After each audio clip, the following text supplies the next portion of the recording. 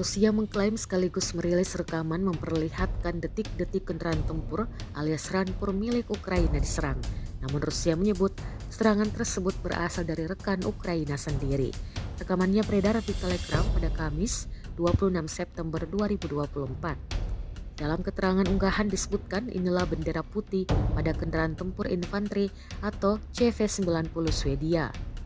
Tampak militer Ukraina dengan kendaraan tempur infanterinya sedang dalam perjalanan untuk disebut menyerah ke Rusia. Angkatan bersenjata Ukraina mengibarkan bendera putih dan melaju dengan kecepatan penuh menuju posisi Rusia. Namun, dari kawasan hutan di dekatnya, rekan-rekan mereka mulai menyerang mereka. Tembakan ATGM pertama meleset, tetapi militan Ukraina kedua mengenai BMP mencegah mereka pergi, klaim Rusia.